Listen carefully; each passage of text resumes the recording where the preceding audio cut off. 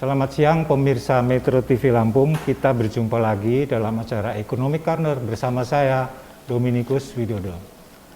Pemirsa Metro TV Lampung, dalam 4 bulan terakhir, harga minyak goreng naik dari semula rata-rata Rp14.000 per liter menjadi sekitar Rp20.000 per liter. Pemerintah sudah berusaha mengintervensi dengan cara operasi pasar. Berikutnya menggandeng Aprindo menjual minyak goreng dengan harga Rp14.000 di minimarket dan pasar-pasar modern. Belum cukup sampai di situ, per 1 Februari 2022, pemerintah memberlakukan harga eceran tertinggi atau HET untuk minyak curah, yaitu sebesar Rp11.500 per liter. Kemudian untuk kualitas sederhana Rp13.500 per liter dan untuk kualitas premium Rp14.000 per liter. Tetapi semua resep tersebut terbukti kurang ampuh untuk menurunkan harga. Padahal Indonesia adalah produsen CPO terbesar di dunia. Untuk mengulas hal tersebut, bersama saya sudah hadir Akademisi Ekonomi Universitas Lampung, Ibu Dr. Marcelina Jayasinga. Selamat siang Bu Marcel. Selamat siang Pak Rosido. Sehat selalu Bu. Bu, ini kan ada fenomena dalam 4 bulan terakhir nih. Harga minyak ini mahal. Padahal Indonesia ini kan rajanya CPO. Mengapa Bu hal ini bisa terjadi? Ya, terima kasih saudara pemirsa sekalian yang berbahagia di rumah. Kalau kita mengulas, CPO ini kan komoditas strategis penghasil devisa untuk negara ini. Nah, sebagai komoditas strategis ini memang dia komoditas ekspor yang sebenarnya sangat potensial di pasar. Jadi kenaikan harga kalau dalam prinsip ekonomi itu ya karena supply demand mekanisme pasar. Yang saya amati bahwa terjadinya kenaikan harga ini karena harga dari CPO itu yang meningkat. Jadi bahan baku minyak ini kan CPO. Nah, harga CPO di luar negeri karena dia komoditas ekspor itu tinggi sekarang. Nah, sehingga banyak para eksportir itu sekarang memang menjual barangnya ke luar negeri. Bahan baku ini dijual ke luar negeri. Akibatnya memang ketersediaan pasokan bahan baku pembuat minyak goreng ini langka di dalam negeri. Jadi mekanisme pasar, jadi bukan soal raja CPO atau bukan, karena ini udah komunitas ekspor yang memang terpengaruh oleh perdagangan luar negeri. Jadi murni mekanisme pasar? Iya, dia mekanisme pasar, karena memang bahan baku ini sekarang lagi tinggi-tingginya di Eropa. Yang selama ini Eropa tidak menjadikan itu nomor satu.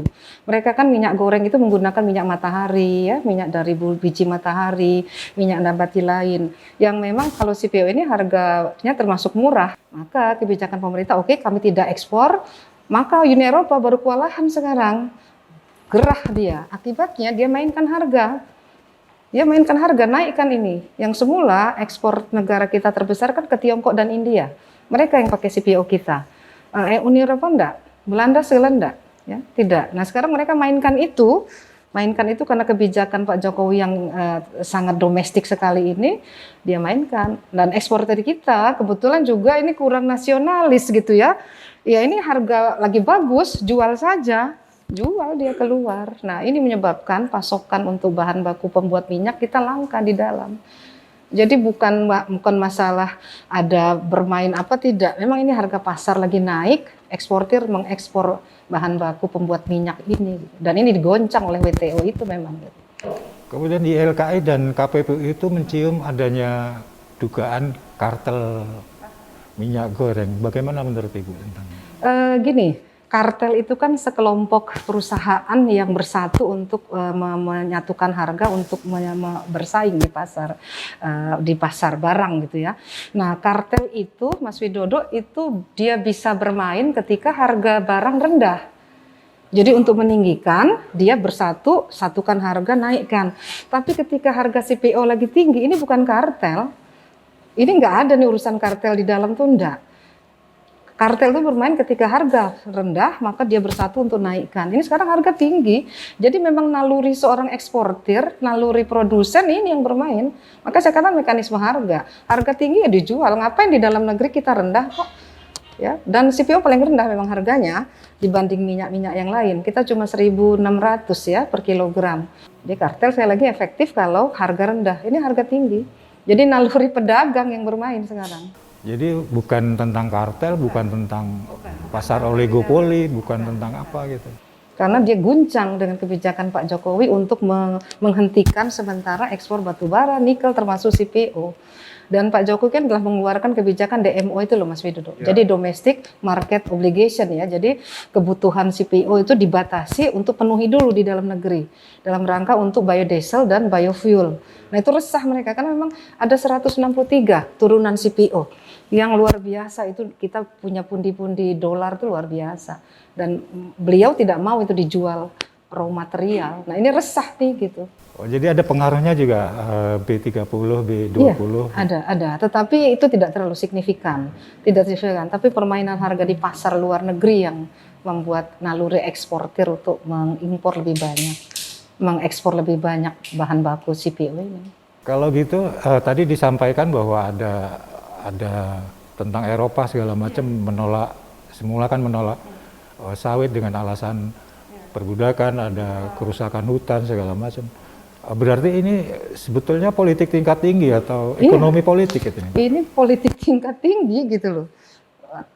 World trade kita udah bermain sangat ini gitu, sangat kasar dan pemerintahan kita menyadari itu gitu loh. Kita nggak mau dimainkan. Selama ini kan kita dimainkan. Kita jual raw material, kita sadar itu sudah ini kan gitu. Mungkin perlu ada itu tadi, makanya pemerintah akan batasi dulu sampai mereka di sana nggak memainkan kita gitu loh. Oh, dalam situasi ini sebetulnya yang dapat keuntungan siapa Bu dengan kenaikan harga ini? Ya sebenarnya kenaikan harga pasti eksportir. Nah masalahnya itu saya katakan tadi dari 100 ya, jadi kita 40% Mas Widodo, 40% lahan sawit kita ini kebetulan ya dalam tanda kutip dimiliki oleh orang asing. Ini bukan soal nasionalisme. Ini berlian gitu loh, berlian yang harganya lagi mahal. Ya kita giliran nanti harga turun dia akan kembali lagi gitu loh.